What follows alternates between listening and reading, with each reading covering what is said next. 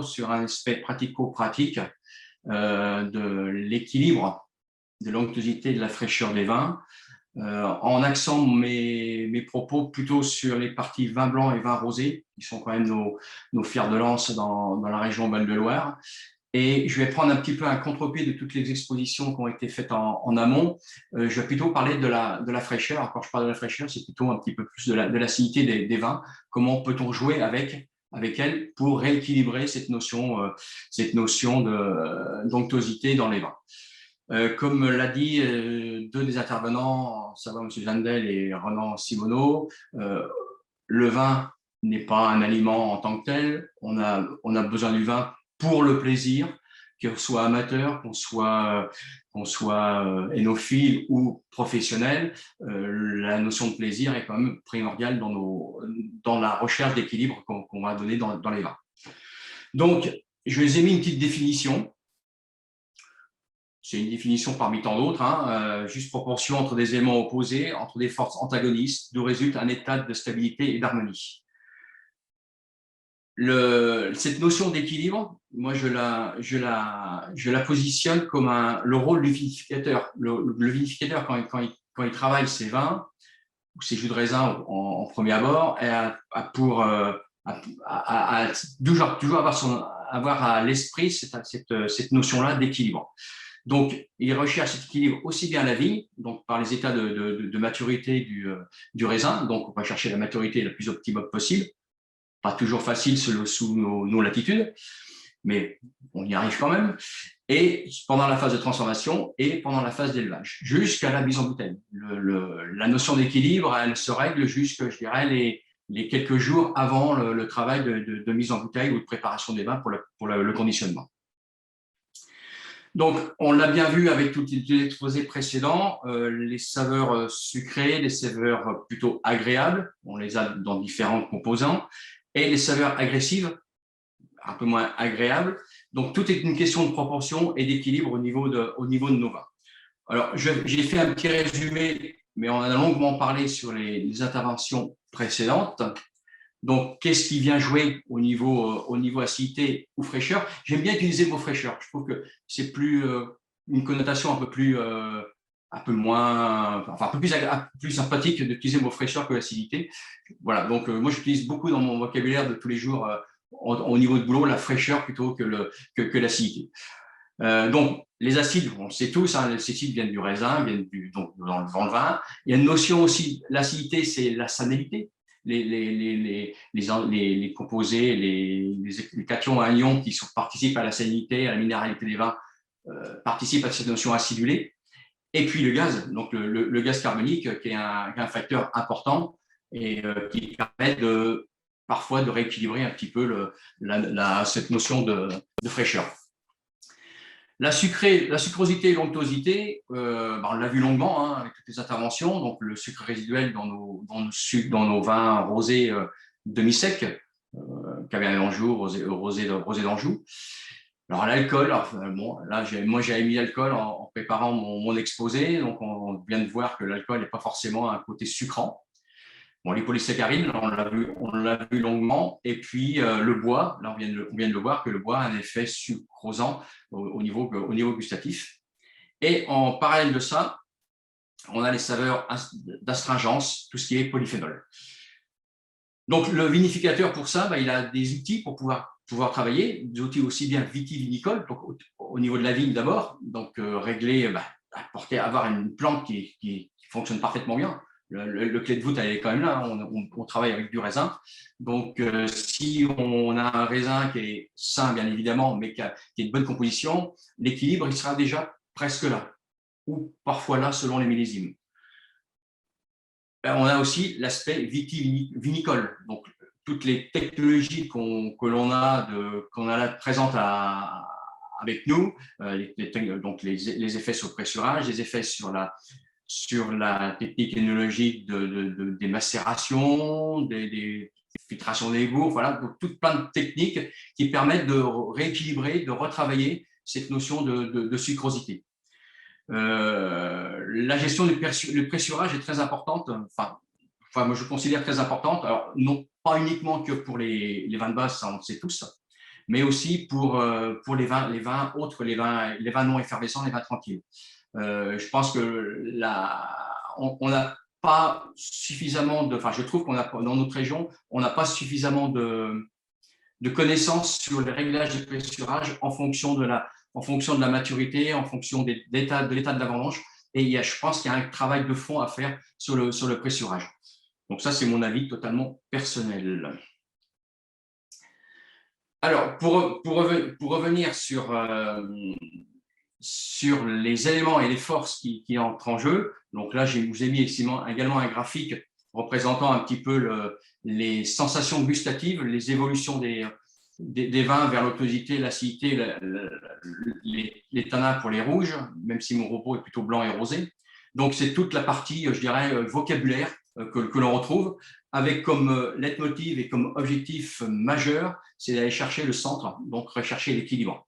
Donc, le rôle du vinificateur, et je le répète, c'est son point d'ancrage au niveau, pendant toute la vie du vin, c'est d'aller chercher l'équilibre au centre. Donc, toujours contrebalancer l'onctuosité, l'acidité et éventuellement les tanins pour les vins rouges. Alors, il y a l'effet millésime est primordial. Nous, sous nos latitudes, on est toujours un peu confronté à la qualité du millésime. 2021 est un reflet, hein, indépendamment du gel, parce que le gel nous a aussi impacté sur l'hétérogénéité de la qualité de la vendange, mais aussi les vendanges tardives de 2021. Donc l'effet millésime, pour moi, est important, et c'est pour ça le vinificateur doit toujours l'avoir bien à l'esprit. N'oublions pas qu'en Loire, nous sommes sur des vins avec une tendance fraîche. Donc, la marque de fabrique des vins de Loire, c'est la fraîcheur. Donc, on recherche le côté très frais, très fringant, sans agressivité de nos vins. Donc, pour ça, on a plusieurs leviers que l'on peut travailler. Donc, un levier sur la maturité physiologique. Moi, je me base toujours en termes de maturité physiologique des raisins sur le taux d'acide malique. On utilise couramment le sucre et l'acidité totale, parfois le pH. Mais moi, un des critères de maturité, je dirais, intéressant à suivre pendant les contrôles de maturité, c'est l'évolution de l'acide malique. L'acide malique, moi, je la considère entre 2,5 et 3,5 grammes à la récolte pour avoir un vin équilibré derrière. Ce qui n'est pas toujours très simple sous nos latitudes.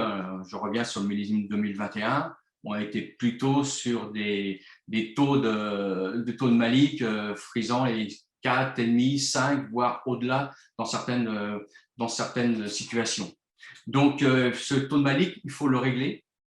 Pourquoi ? Parce que le malique, dans un vin, il nous apporte toujours un peu en excès, il nous apporte toujours un petit peu de côté végétal, le côté un petit peu acerbe, pas toujours très agréable et qui est compliqué à les gommer ou à les masquer.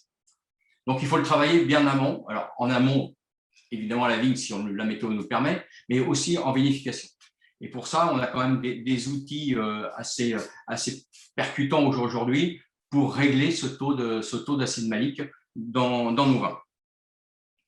Alors, première possibilité, on la connaît toutes, hein, c'est la dégradation, la transformation de l'acide malique en acide lactique par les énococcucénines, fermentation malolactique, avec tous ses inconvénients et ses avantages. Hein. On perd le côté fringant aromatique d'un vin blanc sec ou d'un vin rosé sec. On produit aussi un peu d'acidité volatile. On peut parfois aussi produire du diacétyl, donc un effet masquant aromatique. Donc, on est toujours dans cette perte de côté fringant qu'on recherche dans notre style de vin. Ce qu'on peut également voir en termes de transformation malolactique, c'est les lactobacillus portarum. Ce sont des bactéries qu'on utilise parfois pour justement dégrader cet acide malique encore en acide lactique, mais sans inconvénient olfactif et sans production d'acidité volatile, mais surtout sans inconvénient olfactif parce que la Lactobacillus plantarum ne produit pas d'arôme ou très peu. Donc, on peut conserver le côté fruité, le côté fringant des vins. L'inconvénient de ces Lactobacillus plantarum, c'est qu'elles sont indomptables. C'est-à-dire qu'on peut avoir une dégradation totale ou on peut avoir une dégradation partielle. Donc, je vais vous mettre deux exemples sous le PowerPoint. Un premier exemple, c'est des vinifications qui ont été conduites en 2019, où on avait fait des essais d'implantation de bactéries de Lactobacillus plantarum sur du melon à un pH de 3,15. Là, on a eu, en l'espace de 8 à 10 jours, dégradation totale de cet acide malique pendant la phase de fermentation. C'est-à-dire que les bactéries lactiques ont été implantées après les levures, tout simplement pour faciliter leur implantation. Je m'explique, la facilitation de l'implantation, elle est faite par le fait que le SO2 qui a été mis en amont est détruit par les Saccharomyces cerevisiae et laisse le champ libre aux bactéries. Donc, ces bactéries-là se développent assez vite et dégradent très rapidement l'acide malique, à condition, quand même, sous condition de température du mouf. Des dégradations aussi rapides se font à température entre 18 et 20 degrés. Donc, la technique à utiliser là-dessus, c'est de fermenter pendant 2 ou 3 jours à 18, 19, 20 degrés et rabaisser après derrière si on veut produire un peu plus d'ester ou un peu plus chercher un peu plus l'éthiol pour avoir une fermentation et une palette aromatique assez intéressante.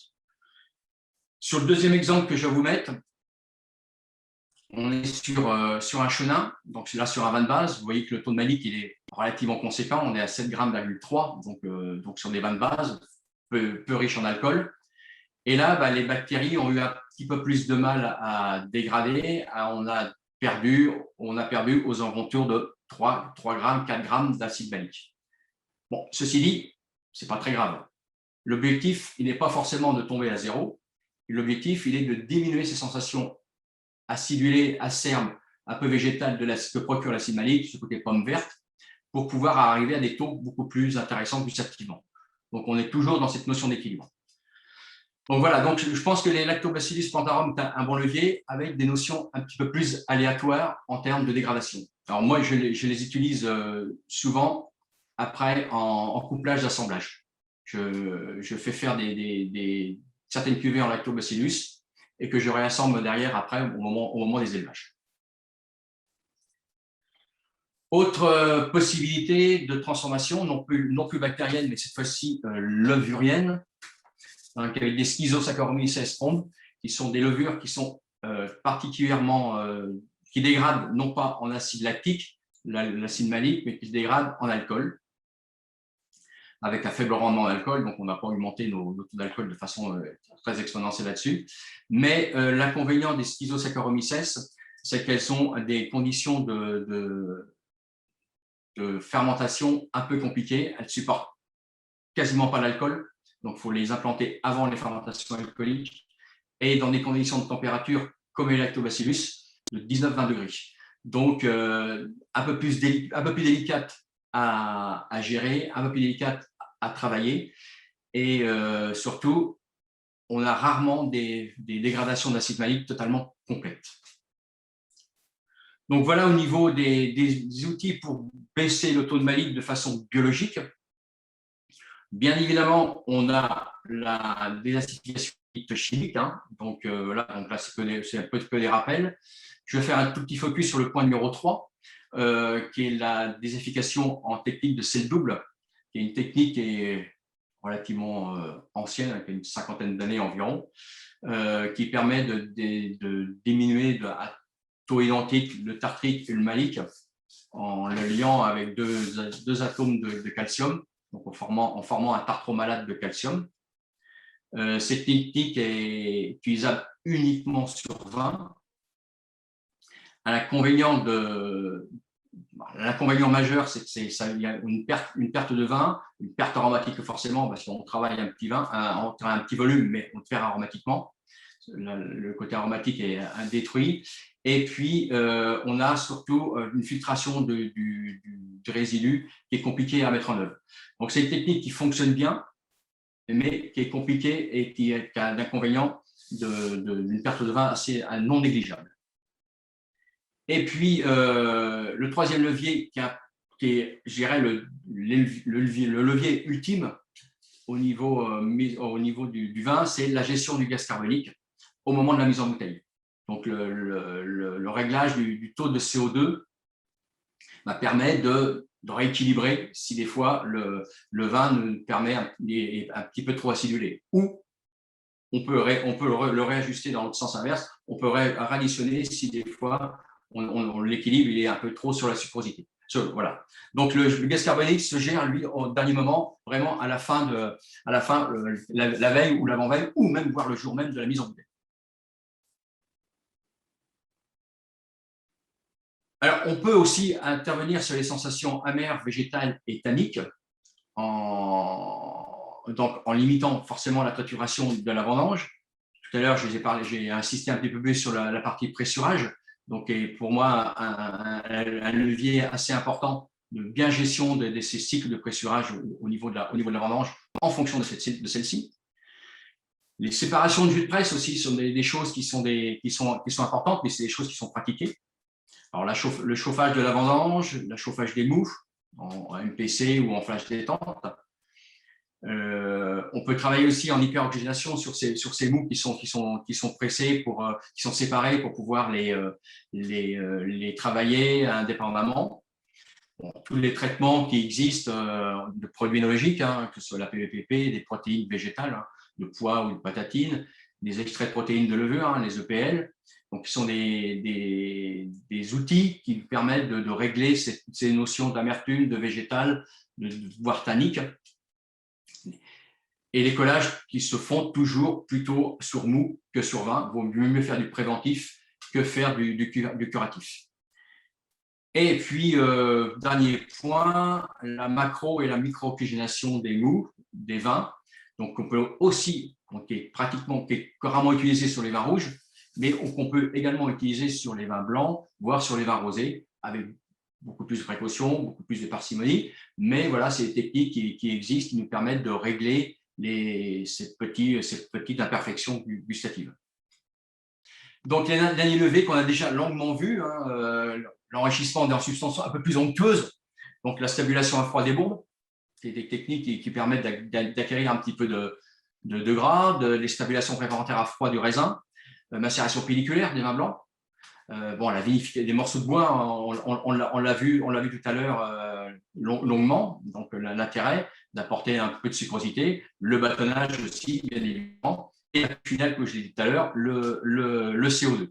Le CO2 de réglage de fin d'élevage juste avant la mise en bouteille permet de rééquilibrer les petits décalages qu'il peut y avoir. Je pense que voilà, donc voilà un petit peu l'arsenal technique que l'on a au jour d'aujourd'hui pour pouvoir rééquilibrer aussi bien en mou que jusqu'à la mise en bouteille pour rééquilibrer cette maturité du raisin qui est parfois des déficiences. Donc voilà, je pense que j'ai terminé. Merci de votre attention et je suis ouvert à toutes vos questions.